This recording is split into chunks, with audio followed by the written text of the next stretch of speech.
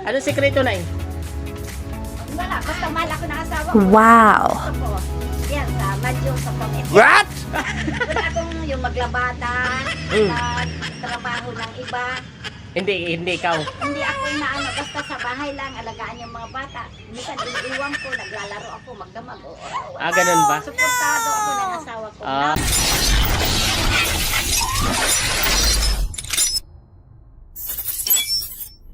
So, ma'am, good morning. So, mangyaring na-meet ko dito si ma'am. So, ito nga si ma'am ay mangyaring nagkwentuhan kami bago ito at sabi ni ma'am ay 68 years old na siya. Wow! Sa kasalukuyan ay nandito ako sa Adventure Resort nitong North Sagaray at iniikot ko nga po itong buong lugar na ito. So, nakilala ko po si ma'am kung saan. Pangalan nga ma'am? Nita Duran. Okay, Nita Duran. Mukhang familiar sa akin yung mga Duran. So, yan po si ma'am, 68 years old. So, na-curious lang ako at tinanong ko mga kanabuhay kung sa edad niya na 68 years old kung kumusta po yung kanyang yung health. So, mangyaring nakaka-miss po yung kanyang bawat kwento. So, to follow this video, mangyaring yun po yung kanyang yung kanyang kwento mga kanabuhay. So, God bless po kay ma'am kung saan 68 years old, no ini maintenance at the same time malakas po si ma'am. So may mga sikreto po na i-reveal si ma'am sa akin. So si tatay nasaan na? Paparating pa lang. Nandito pa. Ilang taon na din si tatay? 65. 68 ka. Wow, very nice talagang pagka nay unting lang din ay idea. Sa 68 years old mo yan, wala ka pang naramdaman naman? Wala pa so far, so God bless, Ano sikreto na Wala, basta mahal ako ng asawa ko. Lahat ng wow! Yan, sa madyo, sa pamit. Yan na. Wala akong yung maglabada, magtrabaho ng iba. Hindi ikaw. Hindi ako inaano, basta sa bahay lang, alagaan yung mga bata. Minsan iniiwan ko, naglalaro ako, magdamag. Ganun ba? Suportado ako ng asawa ko. Super bait. Okay, very nice. So yun po lang talaga ang sikreto na para humabang yung buhay. Yes, okay. Kailangan yung partner mo ay mabait, Yes. supported, hindi ka masyado papagawin. Okay. Ganun rin ako sa asawa ko, ma'am What? Akala mo ba? Kaya lahat ng gusto ko nasusunod. Wow. So imagine mo sa 68 years old mo na talagang super wala ka pang ini-maintenance. Wow, very good. Pero yun ma'am, ano bang yung liban doon sa na yun, mga trabaho yun. Pagdating sa mga yung sa habit ng health, yung pang kinakain, like for example, kinakain, yung Minsan sa pagpahinga. gabi, hindi ako kumakain ng kanin. Okay, hindi kumakain. Hindi ako kumakain ng gulay, puro lang fruits. O kaya yung gusto ko lang kainin siya kung makakain. Okay. Jollibee o pagkatapos, nasa madyungan, nasa na. Ang isip ko, nagre-rest na sila. Hindi pa ako nag-isip na. Naisip ako sa ganito. So, isang sikreto doon, talagang less stress ka. Yeah. Walang iniisip masyado. Minsan And then ang- pagmamahal ang kanyang Wow. Ang asawa ko, Imagine mo, Tracy, anak mo. minsan ang asawa ko, pagdating sa trabaho, siya pa naglalaba. Wow. Yung pinagtrabahuan na yung trabaho na ginamit ka sa trabaho. Like ka kailangan. Anong trabaho niya, Nay? Contractor ng yung mga construction. Opo. Aba, malaki ang nun. Sa kalsada. Okay, malaki ang nun So, government ba? No. Engineer siya? Hindi, yung siya, yung nangungontrata lang siya, may mga tao na hawak. Okay, very nice. So, talagang Supported ako sa na-provide sa mga needs mo. yan. Then yun nga, in terms of habit ng pagkain, talagang hindi ka kumakain ng kanin sa gabi. Sa gabi minsan, suko-suko lang kahit sa tanghali. Hindi Minsan, din. Ano lang ako gatas. More on fruits, ganun, fruits. Oo. Vegetables, yung mga gulay-gulay. Hindi ka dahil hindi ko na nangunguya kasi yung Okay. Nakapustiso po ka ngayon. Akala ko original pa yung ipin niya. So, at the age of 68 years old, so no maintenance din na... Nagkaka nga po sila kasi sa probinsya, siyempre wala pang mga ganun-ganun na mga magic sarap o ganito. Basta asin lang o ano.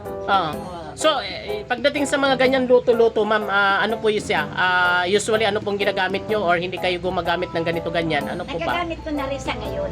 Nakagamit nyo na rin? Oo. Kaya lang minsan, ang brain ko minsan nasakit, minsan nawawala lang. Baka sabi nga nila, wala lang pasukal o ano. Oh. So, pagdating din sa ano ma'am, yung katulad ng habit ng pagtulog, pagpahinga, ano ba usual na? Ayun nga lang, dahil sa nagkakaedad na ako, hindi na ako gaanong nakakatulog. Okay. Mga 2 o'clock hanggang 5, hindi na ako nakakatulog. Ano usual ang tulog mo ma'am? Ano usual yung oras ng pahinga mo, yung tulog mo? 6 ng PM? Oo, tapos ano na, 11 p.m. Hanggang 11 PM. Oo. The rest dun, beyond that time, wala na. Gising ka na ganun. Opo. Pagdating na What if naman kung matulog kayo ng mga alas 10 ng gabi, hindi ka din magdamag makatulog, ganun? hindi na. Ganun ba? 2 o'clock o 1 o'clock ganun. Ganun ba yung tulog usually? Tapos ano nang maging ano mo doon? Ano nang usual na gagawin mo doon after mo magising? Nanonood ng TV. Baliktad pala, no? Talagang Nanonood ng madaling araw. TV, na may mga katsat ako na message, inaanohan ko na sila. Okay, saan kayo dito nakatira na Area 8. Dito lang. So, yun ba, in terms of ano ba yan, nagdadamo ka ba, Hindi. naghabitual, wala? Walang wala. lupa na inaano? Wala, hindi ako naglalaban, hindi ako nagbukas ng plato. Sa mga lahat, sa manugang ko, anak ko. Ganun. Aba, nice, very nice. Since ano, ilang taon ka ba nag-asawa, ma'am? 23. 23 years old.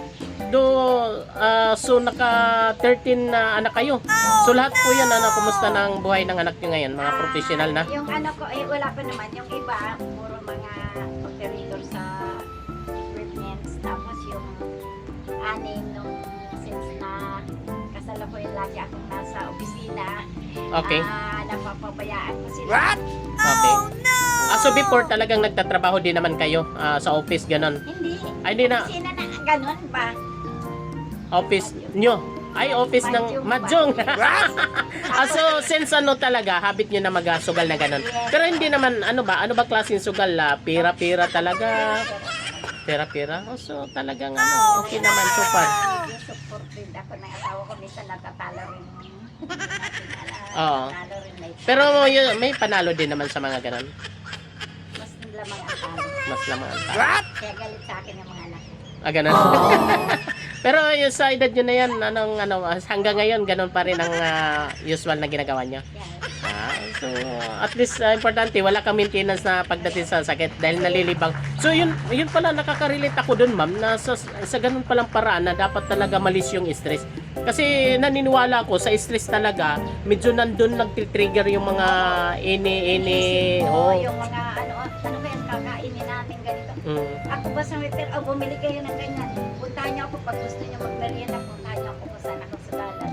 Okay, very nice so, Kaya talagang, bigyan ako ng asawa ko ng 7,000 agad. okay. Samantalang no, isang linggo, yung aking budget is 5 bukas yun.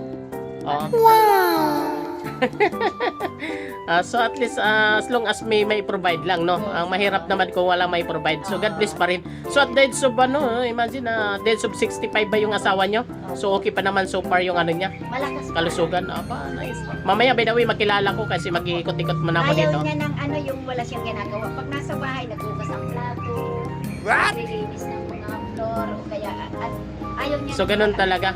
Even kasi yung parents ko nun, yung mama ko nun, nagkakasakit siya kapag hindi siya gumagalaw, kumikilos.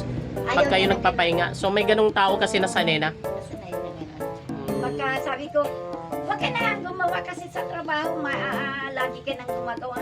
Pabayaan mo nga ako, ikaw tamad, ako hindi. So bali ngayon, birthday mo talaga. Noong 17. 17 birthday mo? Yun na yung pang 68 mo. Opo, Wow, God bless po sa iyo, ma'am. Kaya sabi ko, doon na lang natin gaganapin sabi ng mga bata. Adventure naman tayo nanay kasi lagi na lang sa bahay, kainan, ganyan magulo ba. Kasi actually, this coming April 29, birthday din ng asawa ko. Kaya sadyang iniikot ko to.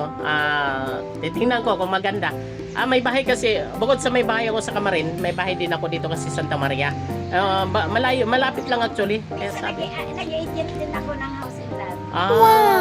Yan lang ang pinaka, Libangan mo na din. Pagka kumita, malaki-laki ang puhunan.